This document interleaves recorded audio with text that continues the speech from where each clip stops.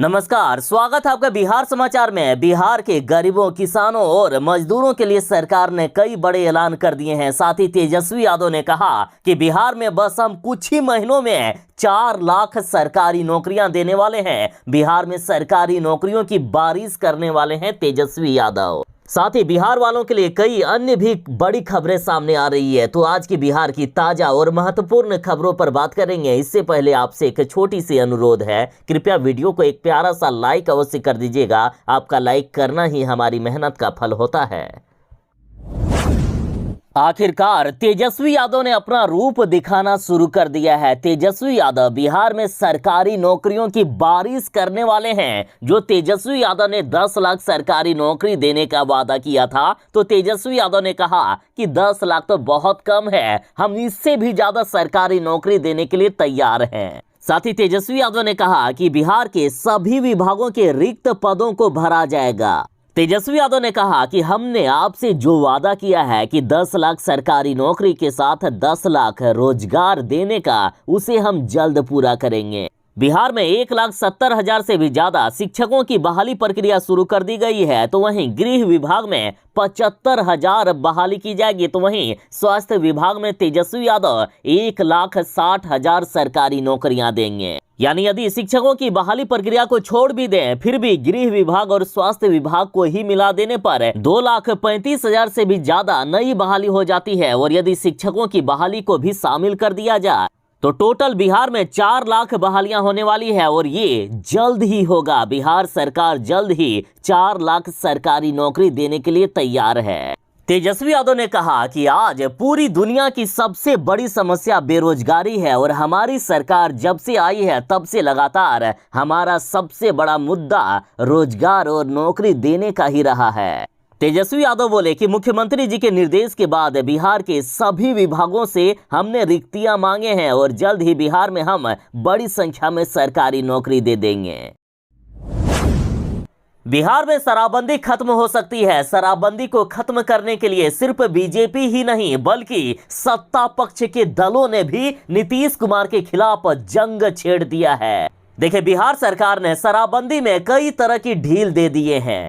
अब शायद नीतीश कुमार जी को भी लगने लगा है कि हमसे शायद बिहार में शराबबंदी लागू नहीं हुई, इसलिए नीतीश कुमार जो पहले ये कहा करते थे कि शराब पियोगे तो मरोगे ही और मरने वालों को मैं 1 पैसा भी नहीं देने वाला हूं, वही मुख्यमंत्री नीतीश कुमार जी आज जहरीली शराब से हुई मौतों के लिए 4 लाख रुपए का मुआवजा देने का ऐलान कर दिए हैं। और पहले जो मुख्यमंत्री नीतीश कुमार जी शराब के केस में यदि कोई वाहन फंस जाते थे तो उन वाहनों की नीलामी कर देते थे, या वाहन की जो कीमत होती थी उसका 50% लेने के बाद ही उन्हें छोड़ा जाता था। लेकिन अब बिहार सरकार ने नया नियम लागू किया है कि कोई भी वाहन यदि शराब के मामले में पकड़े जाते हैं तो मात्र 10% वाहन की कीमत का फाइन लेकर उस वाहन को छोड़ दिया जाएगा। इसलिए सुशील कुमार मोदी जी ने कहा है कि शराबबंदी का कहर सिर्फ गरीबों, पिछड़ों पर आखिर क्यों। सुशील मोदी ने कहा है कि नीतीश कुमार जी ने शराबबंदी कानून को पिछले 6 सालों में इतना कमजोर कर दिया है कि उसका पूरा लाभ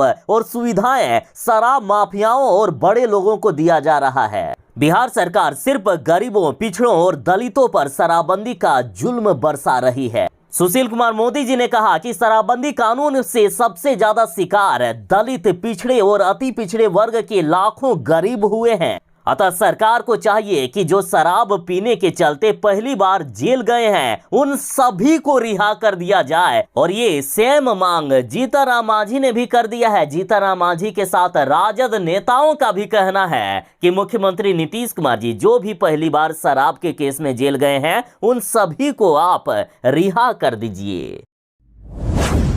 बिहार में मानसून की शुरुआत हो रही है। 15 जून से बिहार में मानसून दस्तक दे देगा। और इधर बिहार सरकार ने अभी से ही सारी तैयारियां शुरू कर दी है। साथ ही बड़ी खबर है कि इस बार भले ही बिहार में अपेक्षाकृत कम बारिश होगी, लेकिन नेपाल में भयानक बारिश को लेकर अलर्ट है। अतः बिहार फिर से डूब सकता है। बिहार में इसलिए सख्ती बरती जा रही है और सड़कों के अधूरे निर्माण को 72 घंटे में पूरा करने का निर्देश दे दिया गया है। बिहार के किसी भी जिले में, किसी भी इलाके में जो भी सड़कों के अधूरे कार्य हैं उसे 72 घंटे में पूरा करना होगा। साथ ही प्रमंडलीय आयुक्त ने किसी भी कार्य के लिए सड़कों की खुदाई पर रोक लगा दी है। तो इधर पटना में 2 दिनों में न्यू बाईपास नाला की बाधा को दूर करने के लिए भी मेट्रो को निर्देश दे दिया है। बिहार सरकार ने ठाना है कि इस बार बिहार को बाढ़ में डूबने नहीं दिया जाएगा और बिहार को बाढ़ से बचाने के लिए 1000 करोड़ से भी ज्यादा की राशि खर्च कर रही है बिहार सरकार। और बिहार सरकार के समीक्षा बैठक में यह भी कहा गया कि जल निकासी में अवरोध उत्पन्न करने पर आपराधिक लापरवाही मानी जाएगी और बिहार में जो अधिकारी इस बार लापरवाही बरतने का काम करेंगे उन पर सख्त कार्रवाई की जाएगी। बिहार में भीषण गर्मी बढ़ गई है और मौसम विभाग ने यहां तक कहा है कि अभी 1 सप्ताह तक बिहार में गर्मी अपना कहर ढाने वाला है और ऐसी गंभीर स्थिति को देखते हुए गर्मी में होने वाली बीमारियों पर जिलों को अलर्ट किया है। लगातार लोग बीमार पड़ रहे हैं। अस्पतालों में मरीजों की संख्या इतनी ज्यादा बढ़ गई है कि बेड भी फुल हो रहे हैं। डायरिया, लू लगने और चर्म रोग पीड़ितों की संख्या लगातार बढ़ती जा रही है। स्वास्थ्य विभाग ने विशेष तौर पर बच्चों, गर्भवती व धात्री महिलाओं की सुरक्षा के लिए तैयार रहने को कहा है। सरकारी अस्पतालों में ज्यादातर जो मरीज पहुंच रहे हैं उसमें सर्वाधिक बुखार व दस्त के मरीज शामिल हैं। कई मरीजों में चर्म रोग के लक्षण भी पाए गए हैं। और पटना की बात करें तो भीषण गर्मी से पीएमसीएच, IGIMS जैसे बड़े अस्पतालों के अलावा निजी अस्पतालों में भी डायरिया, लू, पेट में संक्रमण और चर्म रोगियों की संख्या अचानक बढ़ गई। इमरजेंसी के बेड भी भर गए हैं। पीएमसीएच मेडिकल इमरजेंसी में मरीजों को स्ट्रेचर और जमीन पर लेटाकर इलाज किया जा रहा है। हालात इतनी खराब है कि कई मरीजों को एम्बुलेंस में ही घंटों इंतजार करना पड़ता है, तब जाकर उनको किसी तरह से बेड या फिर जमीन पर ही लेटाकर इलाज करवाया जाता है। वहीं IGIMS इमरजेंसी में ब्रेन हेमरेज, हीट स्ट्रोक और तेज बुखार, डायरिया आदि पीड़ितों की संख्या भी काफी देखी गई। इस बढ़ी हुई गर्मी से महिलाएं और छोटे बच्चे सबसे ज्यादा प्रभावित हो रहे हैं। ओपीडी में रोज 10 से ज्यादा महिला और बच्चे पहुंच रहे हैं जिसके हाथ अथवा चेहरे पर धूप से फोड़ा हो गया है। इस तरह खुजली, शरीर में दाना और घमौरी पीड़ितों की संख्या भी अचानक बढ़ गई है। मुख्यमंत्री नीतीश कुमार जी नहीं मानने वाले हैं। मुख्यमंत्री नीतीश कुमार जी बिहार में शराबबंदी कानून को सफल बनाने के लिए चाहे जो भी करना पड़े वो कदम उठाने को तैयार हैं। बिहार में शराब बेचने वाले और शराब तस्करों की अब खैर नहीं, अब कुत्तों के द्वारा शराब बेचने वालों को खोजा जाएगा। बिहार सरकार ने शराब माफियाओं को और शराब बेचने वालों को खोजने के लिए हेलीकॉप्टर तक चला दिए हैं। ड्रोन से शराब माफियाओं और शराब तस्करों को खोजा जा रहा है। और अब कटिहार से बड़ी खबर है कि शराब तस्करों को खोजने के लिए बेल्जियम वाली मधु को लेकर आ गई है बिहार सरकार। देखिए, बिहार में शराब तस्करी को रोकने के लिए अब ट्रेंड कुत्तों को लगाया गया है। कटिहार में पहली बार बेल्जियम मलेनियम डॉग की तैनाती की गई है। इसका नाम मधु रखा गया है, जो अब कटिहार जिले में शराब ढूंढने का काम करेगी। चाहे जमीन के नीचे भी शराब क्यों ना गाड़ा हुआ होगा, ये कुत्ते शराब को ढूंढने में सक्षम हैं। इन्हें पूरी तरह से ट्रेनिंग दी गई है। और कटिहार में यदि बिहार सरकार का ये प्रयोग सफल रहा तो बिहार के सभी जिलों में इस प्रयोग को आजमाया जाएगा। ये बेल्जियम की मधु सूंघ कर जमीन के अंदर में दबे शराब को भी ढूंढ निकालने में सक्षम है।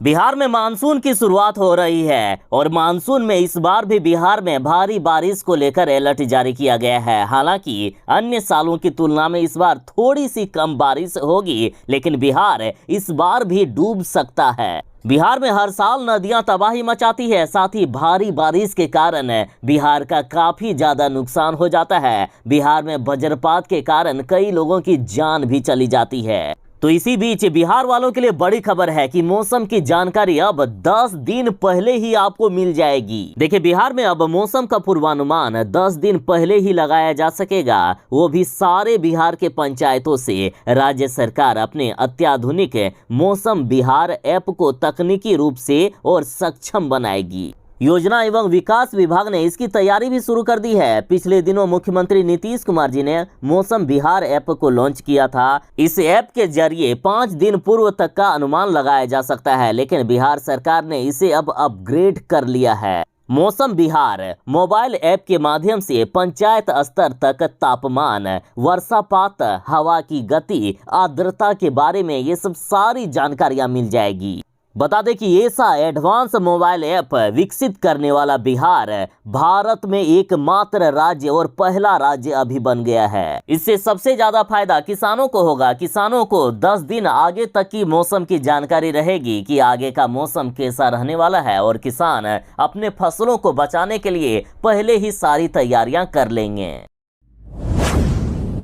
बिहार में कमजोर बच्चों के लिए समर कैंप का आयोजन किया गया है। बिहार के सरकारी स्कूल में पढ़ने वाले बच्चे और यदि प्राइवेट स्कूल में भी पढ़ते हैं और यदि कमजोर बच्चे हैं तो समर कैंप में भाग ले सकते हैं। समर कैंप की शुरुआत हो गई है। 1 जून से लेकर 30 जून तक ये समर कैंप चलेगा और पहले दिन 4,59,000 बच्चों ने समर कैंप में भाग लिया। देखिए, बिहार के सरकारी स्कूलों के 6ठी और 7वीं के बच्चों के लिए समर कैंप की शुरुआत की गई है। बिहार शिक्षा परियोजना परिषद में शाम को 37 जिलों की रिपोर्ट आई, जिसमें बताया गया कि एक दिन में 4,59,000 बच्चों ने भाग लिया।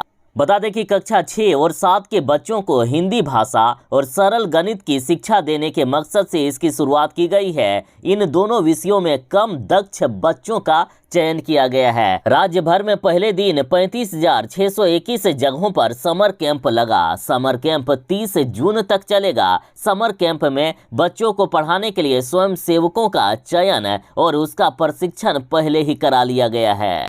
अब तक 50,000 से भी अधिक स्वयं सेवक और स्वयं सेवी संस्था समर कैंप से जुड़ चुके हैं। एक वॉलेंटियर पर 15 बच्चों की जिम्मेदारी दी गई है। बिहार शिक्षा परियोजना परिषद की माने तो 5 जून तक स्कूल खुले हुए हैं और इस दौरान सभी बच्चों को जोड़ने का काम किया जाएगा। इन बच्चों को समर कैंप में पढ़ाने के लिए इनके स्कूल के शिक्षकों की सेवा नहीं ली जा रही है। जन भागीदारी के माध्यम से इन्हें पढ़ाया जा रहा है। पढ़ाने वालों में इंजीनियरिंग, पॉलिटेक्निक के छात्र, अन्य शिक्षित युवक युवतियां आदि का चयन किया गया है।